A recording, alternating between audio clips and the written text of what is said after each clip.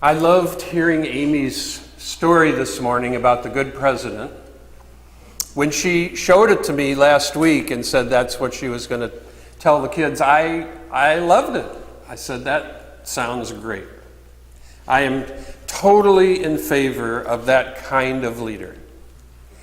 I was a little bit concerned that the book uses a picture of a white male as the example, but some of my best friends are white males, so I know there are some great ones out there, as well as other great possible presidents who are not necessarily white nor male. But I also wonder, as we told the kids this story this morning, is whether or not we really told them the truth. Is this one of those things where we tell a story? I won't cite any examples at this moment, but where maybe we sugarcoat that a little bit and don't necessarily tell the whole truth. We give them Santa Claus, but not the Grinch or Mr. Potter. Or we tell them a story about leaders, but we don't tell them about Stalin or Hitler or any of those people. And maybe that's fine. But the reality is that to be a true leader in a democratic system, one has to have a basic sense of decency, I think. I'm convinced that that's an absolute requirement in a democracy. I think we need leaders who tell the truth, even acknowledging that the truth is often shaded one way or another, depending upon your point of view. But the system doesn't work if our leaders just tell out and out lies. That causes the system to degrade and not function as it should. It becomes hard to know what is real and what isn't. I think we need leaders who genuinely care about people. They may be liberal or conservative, but we need people who actually care. If not, I would suggest the system degrades even further. We need leaders who are committed to a fair and honest process for doing the people's business.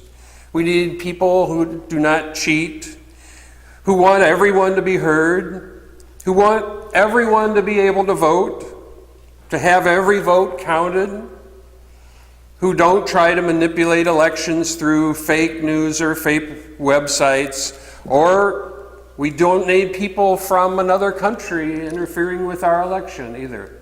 These are simple and somewhat obvious observations. We need leaders who are not corrupt, leaders who do not sell their votes to lobbying groups or make unethical or illegal deals. We need leaders who are committed to fair process.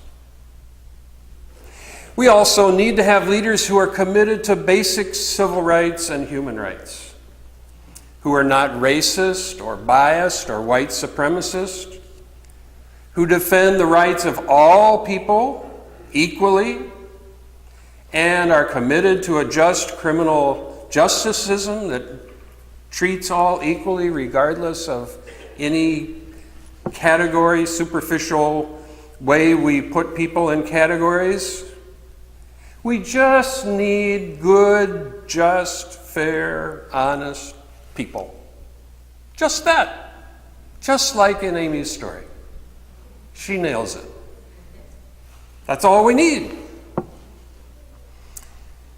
And finally, I think we need leaders who are not just interested in their own private gain or enrichment, but genuinely care about the common good, care about doing the right thing, whether or not it profits them in the short term or not. I think it's an absolutely essential characteristic of leaders in a democracy, and probably anywhere else too, is that they have to be willing to look beyond their own egos and see the larger good that is required. Without that, leadership is distorted and again degrades the system. So we could continue painting this picture of a wonderful leader with more detail, but this is the basic sketch, I think. Of course, our leaders are not saints, and I don't even know if saints would make great politicians. That might not work that well, I don't know. As we celebrate President's Day, we know that neither Washington nor Lincoln totally lived up to these high ideals. Washington was a slaveholder, and actually, I found out just the other night, went to great pains to try to recapture a runaway slave. Boy, I did not hear that story about Washington. What I heard was throwing the silver dollar across the Potomac. But Washington did a good thing. He refused to become a despot. He refused to become a king or a tyrant or a dictator, which he could have easily done probably at that time. And I'm grateful for that. Lincoln did not have ideas about racial equality that would really seem to have sufficient integrity in our time, but he did an amazing thing. In his sort of middle-of-the-road way, he freed the slaves. Who can fail to give him our gratitude and appreciation for that? One of my favorite TV shows is one called Madam Secretary. And it's about a woman who gets appointed to be Secretary of State in a crisis and who goes through all kinds of adventures in that role. So Diane can tell you that I really want to see that show on Sunday night. And what I like about this show is that it doesn't fail to show the rough edges of political life, the deals, the backstabbing, the secrets, the payoffs, the shady characters, and it doesn't sugarcoat the process. But the main characters in this show do not give up on trying to do the right thing. In the midst of even quite sophisticated understanding of how Machiavellian the whole world is, they still want to do something right, even when it's extraordinarily difficult, and even when the best thing they can do is not perfect. There is that commitment to decency, to compassion, to ethical principles. I also like in that show that her husband is a theologian. That's his day job. And then he's also in espionage. I call him Theology Man. And I like him. He's cool. It's a hardball world, but that is not an excuse to become cruel or selfish or tyrannical. We all have to live with that hardball world. What happens to a democratic system when it goes through a period when the basic requirements for a healthy government are in short supply? The ancient Greek philosopher Plato argues in his classic work, The Republic, that democracies are particularly susceptible to degenerating into dictatorships. He's got a long argument about this. He says that the people can easily be aroused in anger, especially if they think somebody else is getting something that they should have gotten. And in this upset and anger, they can be convinced to give up their power to a tyrannical leader. Plato describes how this works. And the democracies are susceptible to this. There's a contemporary author named Timothy Snyder. We did a course on his recent book called Tyranny, 20 Lessons from the 20th Century, who maps out how these tragic transformations of democracy into tyranny typically take place. And he says these are the things that will start happening. And then some other things will start happening, and he shows how that's observable by looking at European history. Both the ancient Greek and ancient Roman democracies fell into tyrannies. Germany, obviously, Spain, Poland. And the reality is, it could happen to us too. And I think it's very naive of us to think that that would be impossible. I remember when I was a kid, to me, democracy was just reality. It's just the way it is. It's the way God made it or something, never going to change. But we actually exhibit some of the symptoms at the moment. We live in an atmosphere of fake news created by various levels of lying about things. Some of it really blatant lying. Some of it by the use of new electronic media. And the thing about all this new electronic media is that it creates ways to get away with stuff faster than it creates ways of preventing it. The media works so fast that there are new ways to do things that are harmful much faster than there are ways to prevent them. It's a problem we've got. Some of the lying is created even by a foreign power, as we found out for sure has happened just in the last few days. And that foreign power is not finished with trying that by any means. And the general consensus is that the purpose of that is to destroy democracy or create so much chaos in democracies all over the world that they'll start breaking down and they will cease to function as democracies.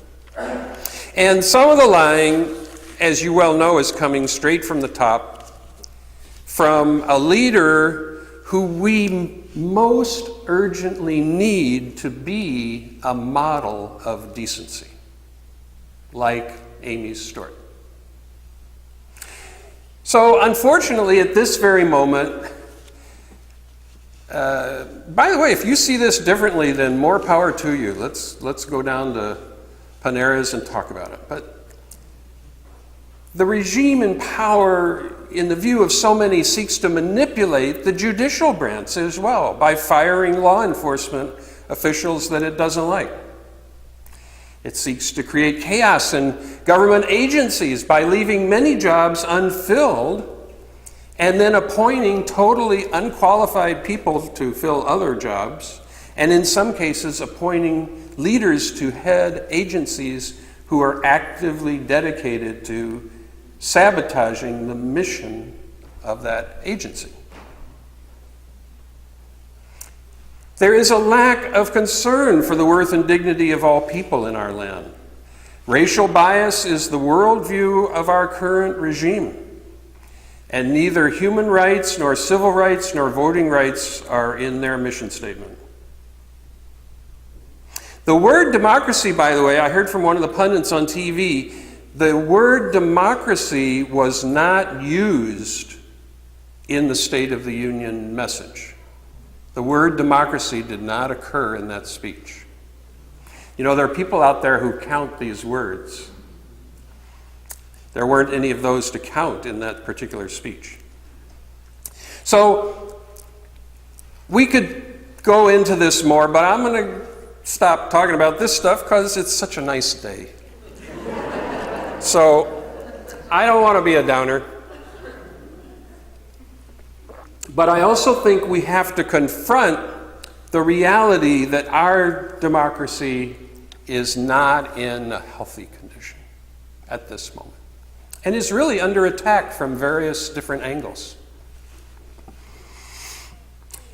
At Gettysburg, Abraham Lincoln questioned, this is one of the great questions of our society, whether this nation or any nation conceived in liberty and dedicated to the proposition that all are created equal, and we know that he said men, but we have to say all people, dedicated to the proposition that all people are created equal, and endowed with certain inalienable rights, can such a nation long endure? Is it possible for such a place that wants to hold up those ideals, can such a place survive in the world? That was his question on the battlefield of Gettysburg, where there was a very immediate question about that. Can such a nation survive without the degeneration into tyranny? And that question is our question too, at this moment. You may feel I'm exaggerating, but actually I'm holding back. There's an interesting article in the Atlantic Monthly this month by two authors, Jonathan Rauch and Benjamin Wittes, and I hope I said those right, who describe themselves as nonpartisan political analysts. And they both say that they agree with some of the policy positions of the administration and of the conservative agenda. But they say that they're nonpartisan, and they have written an article, and I'm not going to tell you the title of the article right now, but I promise to tell you before the closing hymn. These two authors, again, say that they have a fair amount of sympathy with the conservative ideas of the party that currently controls the House and the Senate and the White House. But they also argue in this article that the party currently in charge is a threat to democracy. It's a threat to democratic values and the rule of law. And they urge everyone, including Republicans and people of all parties, not to vote for them until they prove that they support the basic values of democracy. That's their argument. They have two arguments. The first one is that the party in charge right now is, first of all, unwilling to oppose the assaults of its leader on the rule of law. It's unwilling to take a firm stand against assaults on the rule of law. And that these assaults, like for example, firing somebody who's carrying out their job as a law enforcement person, that would be an example of that. Or trying to manipulate the law and the law enforcement system to political advantage and to quite possibly try to keep somebody out of trouble. So that's the first one that they say is unacceptable, that a democracy cannot long survive if the rule of law is not respected. It'll fall apart. Because really, then you can do anything, you can get away with it at that point, if there's not respect for the rule of law. So that's the first thing that they say is an existential threat to American democracy. Existential means it threatens our existence. The second reason they give is that the administration, in their words, has encouraged a foreign power to interfere with the U.S. election process. They do not assume that there was collusion, but what they say is that the administration at least tacitly cooperated with a foreign intelligence operation that is acting against our country. That they made no move to stop it, nor in some cases even acknowledge that that exists. The leader does not acknowledge that that even happened. So they feel that if the leaders in charge do not even acknowledge or take some serious action against a foreign government invading our democratic process, that that's a blatant violation of just and fair and open and honest political process, as to be an existential threat to American democracy. So these are the two things they say that, in their view, are not acceptable, and you can't. Nobody who doesn't take a stand against that, in their view, should be supported. I am so encouraged, by the way, by a number of Republicans who do speak out about this. I think they are kind of heroes. And for this reason, and they say not because of his policies, which they do not take issue with, but because of the threat to the existence of democracy, they argue that he must be defeated because it is a clear and present danger to us surviving. Now, you can, of course, agree or disagree as your conscience leads you to. That's fine. One of the great things about this church, as I'm reminded every Sunday, is you don't have to agree with the minister. That is a sacred democratic principle. You see, in our congregational polity, the minister cannot become a dictator, even though the minister might secretly want to. Could be a deep desire to be a dictator, but you guys are not going to let me get away with that, because you don't have to agree with what I say. So that's true this morning too. You don't have to agree with what I'm saying. But I don't think we can ignore the arguments and the signs of danger that are in the air. I don't think that's a smart thing to do for us. I don't think it's wisdom to ignore those things. But we'll have different ideas perhaps about what to do about it. All right, I'm going to tell you the name of the article. Breathe in, breathe out. The name of the article is Boycott the GOP. That's the name of the article. It's in Atlantic Monthly, March edition. Now, I am not trying to tell you how you should vote. I'm really not. Because I know in this church people vote for all kinds of political parties, not just Republicans or Democrats. This church takes no position on how you should vote. But we do take a position on democracy. That is part of our principles and purposes. It says right here, we affirm the right of conscience and the use of the democratic process within our congregations and in society at large. This is our principles and purposes. That is an affirmation that we make and that I am proud to stand for. So, whoever you choose to vote for or march for or write letters for, I want to proclaim that our tradition of Unitarian Universalism stands for democracy. That's part of what we stand for. And it affirms the value of democratic process as a humane and just and fair way of making decisions, even though it's not comfortable all the time and it's not pretty all the time. But as far as and it can undoubtedly be improved on. Lord help us if it can be improved on. And we cannot just assume that democracy will always be there. It has to be nurtured. It has to be defended.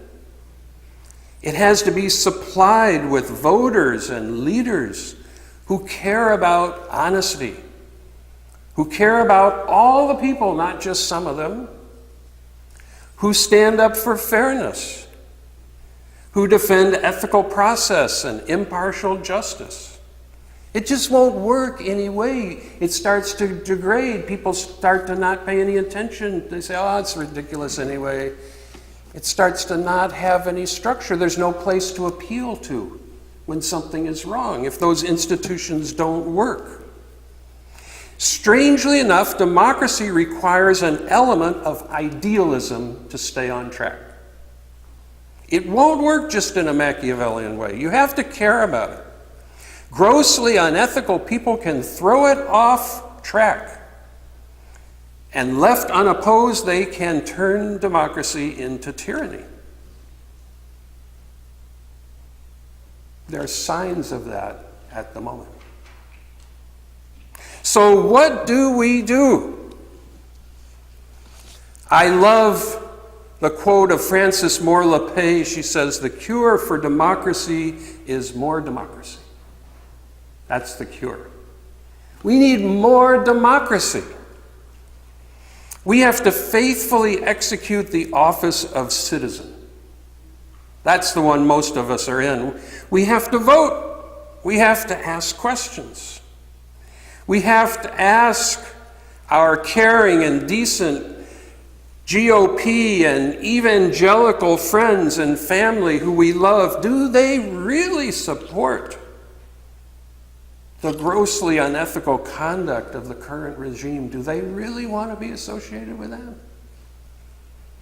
I have to ask my cousin. I've been wanting to ask her for a couple of years. Does she really want to be associated with them?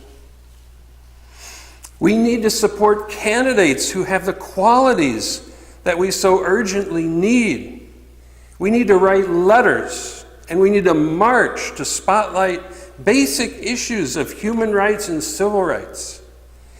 We need to stay strong and take care of each other and not let ourselves become exhausted by an intentional strategy of throwing out so many upsetting actions all at once that we lose the energy to respond to them all.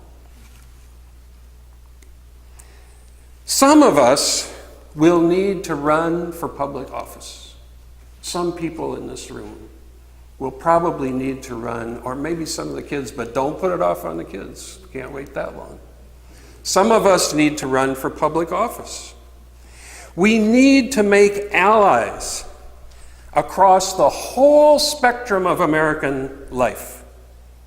We need to make allies with everyone, from every ethnic group and every religious group and every non-religious group. We need to find allies and join hands with those people. We need to practice democracy in our church in the best and most healthy form that we can. Because if we can't do it, who is going to be able to do it better? We need to not give up the dream. The high school students in Florida are carrying the torch of democracy right now. They are speaking up and they're saying, if the adults won't do it, by gosh, we'll do it. And they are showing us what that means. We need to answer Abraham Lincoln's question: can such a system long survive? We need to answer with a rousing, caring, and purposeful, yes, we can.